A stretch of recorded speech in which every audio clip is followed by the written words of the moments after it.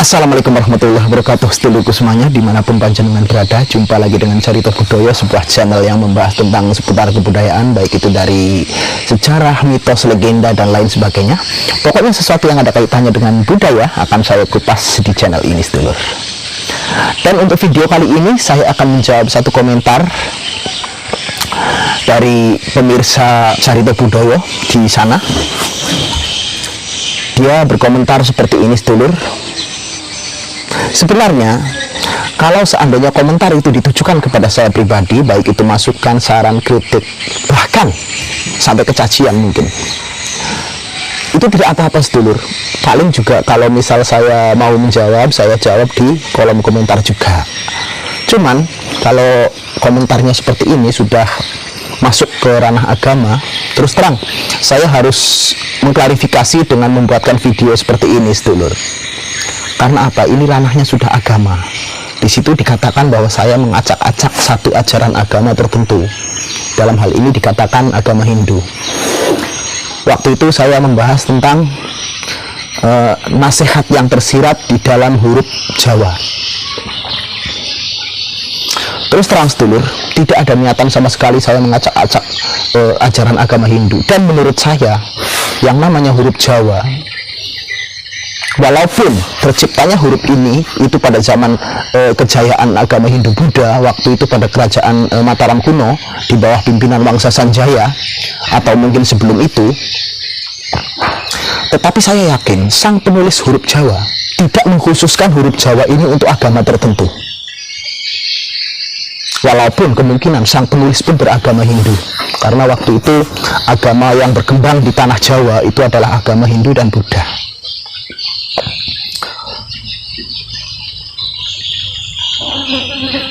Huruf Jawa ditulis, saya yakin itu sebagai warisan budaya. Jadi sedulurku harus tahu, terutama yang komen, harus bisa membedakan antara budaya dan agama. Budaya itu terlahir dari suku bangsa. Suku bangsa melahirkan satu atau lebih yang namanya kebudayaan. Sementara kalau agama nantinya melahirkan norma, tuntunan, dan ajaran-ajaran luhur tentang ketuhanan.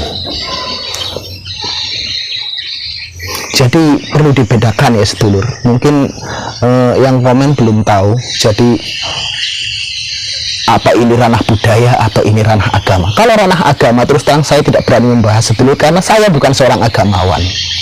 Saya adalah manusia biasa, rakyat jelata yang jauh dari ilmu agama, dan dalam agama pun saya juga masih belajar dari nol. Minum dulu, sedulur.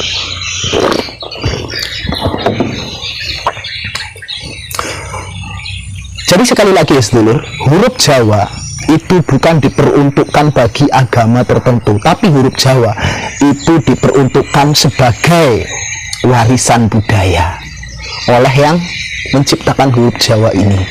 Sama halnya seperti candi-candi yang dibangun di Jawa dan dimanapun di Indonesia ini. Masalahnya di Sumatera juga ada Candi Muara Takus itu kan. Itu juga tidak diperuntukkan bagi agama tertentu, walaupun tujuan pembuatan candi itu juga untuk menghormati dewa-dewa dari agama tertentu. Tetapi kita bangsa Indonesia yang terdiri dari berbagai macam suku, berbagai macam agama, berbagai macam kebudayaan, berhak untuk mengakui bahwa candi-candi yang dibangun seperti Borobudur, Prambanan, Candi Arjuna, dan lain sebagainya, termasuk Candi Muara Takus di Sumatera, itu sebagai situs warisan budaya Indonesia. Walaupun tujuannya mungkin selain sebagai prasasti ya, agar supaya bisa diketahui oleh anak cucu dan keturunan dari raja yang membangun candi tersebut kelak dan sekarang ini, agar supaya bisa dikenang. Paling tidak ada, kalau orang Jawa bilang itu tilasnya, ada bekasnya bahwa di situ dulu ada kerajaan. Selain itu memang juga untuk menghormati para dewa dari agama Hindu Buddha. Karena apa? Candi yang dibangun ini adalah candi yang dibangun pada zaman kerajaan Mataram kuno, yang di situ mayoritas adalah agama Hindu dan Buddha. Begitu ya sedulur. Jadi sekali lagi saya tidak bermaksud untuk mengacak-acak ajaran agama tertentu, karena yakin, sumpah demi Tuhan, demi Allah, saya tidak berani untuk mengacak-acak ajaran agama tertentu. Karena di dalam agama saya pun sudah diajarkan lakum dinukum waliyadin, untukmu agamamu dan untukku agamaku. Tugas kita sebagai manusia saling hormat menghormati. Lalu di komentar ini juga sedulurku yang komen ini juga mengatakan bahwa Hindu Buddha, Hindu di sini ditulis Hindu saja, mohon maaf tidak ada Budanya, Hindu saja, bahwa agama Hindu adalah agama tertua di Pulau Jawa dan kakak dari Islam. Saya pernah membaca buku-buku sejarah sedulur, dan saya juga pernah mendapatkan cerita dari orang tua dulu yang tahu sejarah, bahwa ternyata sedulur ya, agama Hindu itu bukanlah agama tertua di Pulau Jawa. Walaupun untuk skala internasional ya, untuk skala dunia ini, agama Hindu adalah agama tertua di dunia. Ya, saya mengakui itu. Dari berbagai macam literatur yang saya pelajari, agama Hindu adalah agama tertua yang masih lestari sampai sekarang. Pemeluknya masih ada.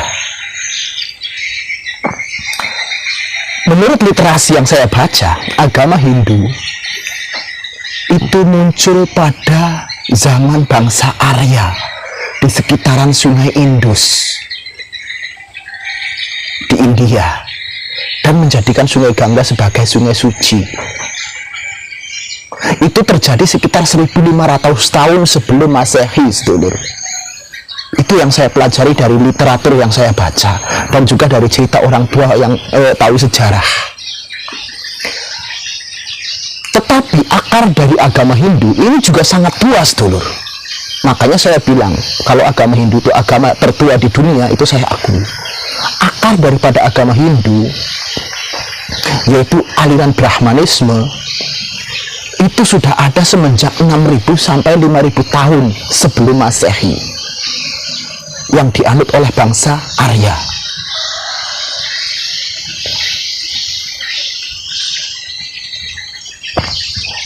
Tetapi sedulur, kalau di Pulau Jawa ya, umumnya Nusantara lah ya.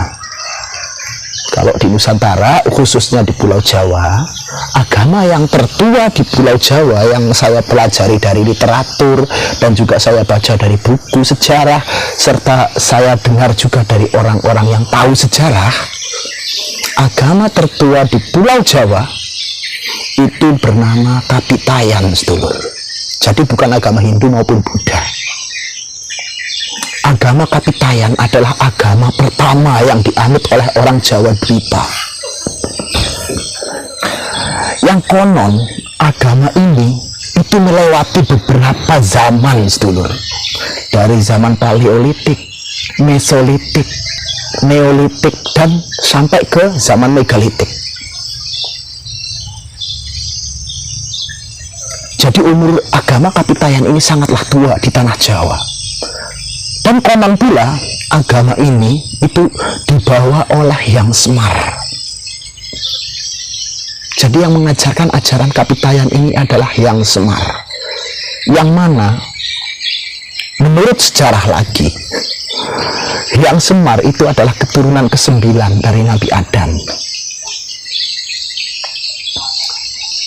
Saya waktu itu juga mendengar dari orang yang ahli sejarah, dari orang tua ya, orang tua yang ahli sejarah juga ahli supranatural, tentang asal-usul Semar ini, sedulur. Mohon maaf kalau saya nanti salah dalam merunut silsilah dari Hyang Semar ini.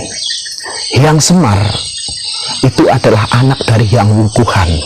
Hyang Wungkuhan itu anak dari Hyang Tunggal. Hyang Tunggal itu anak dari Hyang Wenang. Hyang Wenang itu anak dari Hyang Muroso. yang lu rasa itu adalah anak dari Nabi Anwas. Nah, Nabi Anwas atau Nabi Anwar, ya, ada yang mengatakan Anwas, tapi juga ada yang mengatakan Anwar. Kalau Nabi Anwas itu memang silsilahnya juga sampai ke Rasulullah Nabi Muhammad SAW. Tapi ada yang mengatakan bahwa Anwar, dan ada juga yang mengatakan bahwa Anwas dan Anwar itu adalah satu pribadi. Nah, Nabi Anwas itu adalah anak dari Nabi Sis. Nabi Sis adalah keturunan langsung dari Nabi Adam alaihissalam. Maka dari itu, kalau menurut orang-orang tua yang saya dalami ilmunya, dan juga dari beberapa literatur yang saya baca, Hyang Semar itu adalah keturunan ke-9 dari Nabi Adam.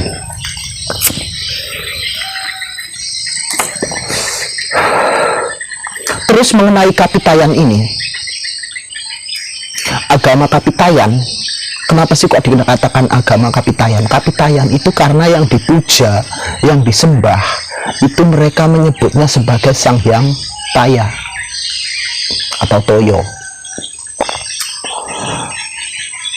Kenapa dikatakan Sang Hyang Toyo, disebut Sang Hyang Toyo, sesembahan mereka yang disembah oleh mereka atau Tuhan kaum Kapitayan ini? Toyo itu artinya subung atau kosong, hampa, tapi bukan berarti tidak ada. Itulah yang dimaksud Toyo, subung.